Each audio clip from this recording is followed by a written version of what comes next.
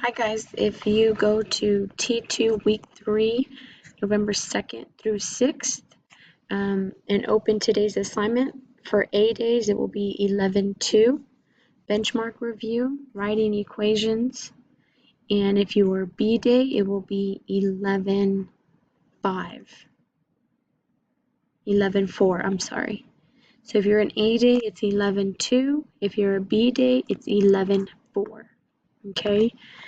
Okay, if you click on view assignment and then click on your Jamboard and open it up, you should see this as your first screen. Okay, so our focus is today, what we're focusing on is writing equations from these three different types of problems. So we're going to write equations from word problems, we're going to write equations from graphs, and we're going to write equations from tables. Okay, so what I did under each one is I put our checklist of how to achieve our goal, right? Because if you notice, each step 4 is to write the equation. So that is our goal, right? We're working on writing equation from each type of problem. Okay, so if you look at the word problem type, the first step is to find your slope word and put an X on it. Okay, once you have that located, you're going to circle the slope number, put a box on the y-intercept, and then write your equation in y equals mx plus b form. Okay, when you're presented with a graph and it tells you to either match the equation or match the function, you are finding your b first. Remember, that's on our y-axis. So remember, y-axis, right? So let's see. Let me add that on there. So you're finding this on your y-axis. Okay, your next step is to find two good points. Then you draw your rise over run triangle, count your arches, plug them into your equation because now you have your M and your B. M and B. Okay, when we're presented with a table, we're going to find the B. Remember, that's when X is 0 in our table. We're going to find the change in Y, the change in X.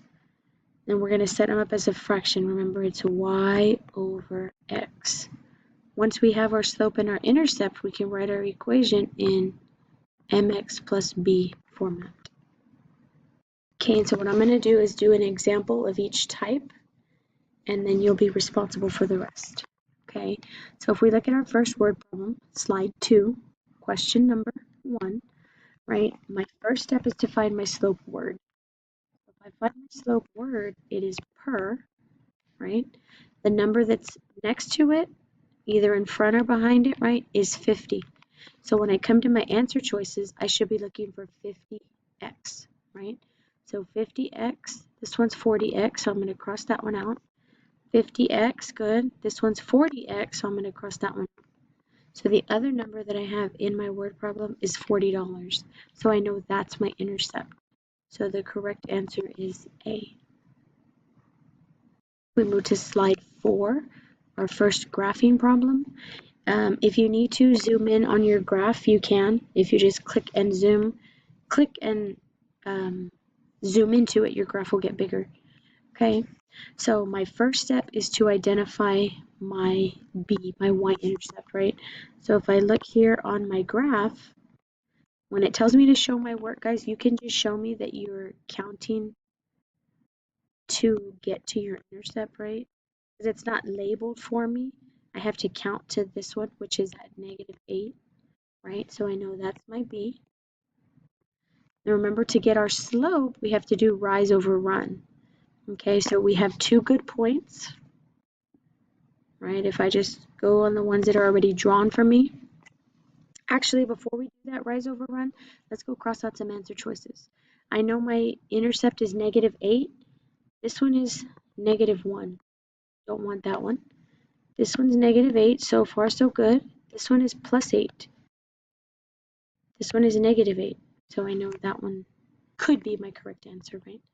Okay, so if I remember to do my minus and my plus on the graph, I can see that my line is facing to the minus sign.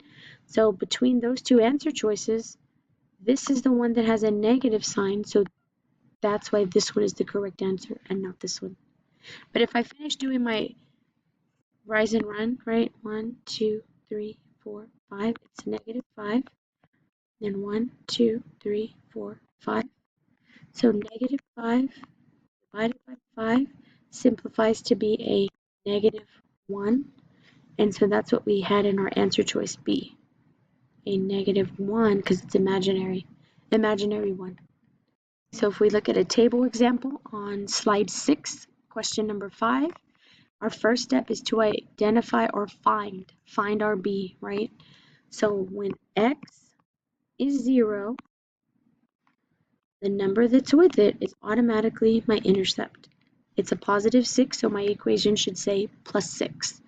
So if I go over here to my answer choices, notice how I have a plus 6 right here. I've got a plus 6. I've got a plus 6. This one is a plus 1/2. So I know right off the bat that one is not correct. Okay, so now I got to find the change, how it's changing from one number to the next number, right?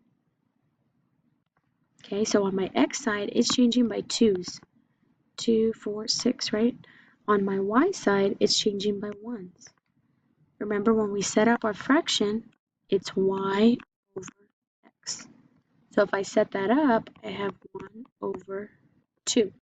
Okay, just filling in the blank. My b was 6, right? It's a positive 1 over 2. So here we go. Positive 1 over 2x plus 6. A is my correct answer choice. Okay, I'm going to help you with an example that does not have 0 in my x column. Okay, this is when I cannot find my b right off the bat. Okay, I'm going to hold off on finding the b, but what I do know is that I can find my slope, right? I can find the change in y and the change in x. So that way I can at least identify what my slope is, right? So if I look at my x side, that side is changing by 5. If I look at my y side, this one is changing by 50 cents, right? So if I set those up as y over x, it's going to be 50 cents divided by 5. That simplifies to be 0.10, right? X. So I need to look for my slope to be 0.10 with the variable, right? So the only answer choice that worked is this one. 0.10 was our slope. In this case it's an m, but we usually write an x, right? That's the only one that had 0.10. Okay, to get this plus 30 right here, we have to work backwards. So if we're at 5 and we take away 5, then we'll be at 0. If we're at 30, 50, and we work backwards, $30.50 minus 50 cents would give me 30. And here's the 30 that we're talking about as our intercept. Okay, so go ahead and use that same idea, same concept, same process to help you with the next table problem. Okay, and you do have to do every problem after the example that we worked on. Okay, this is in preparation for our benchmark on November the 9th, which is next Monday. Okay, good luck. If you have any questions, let me know.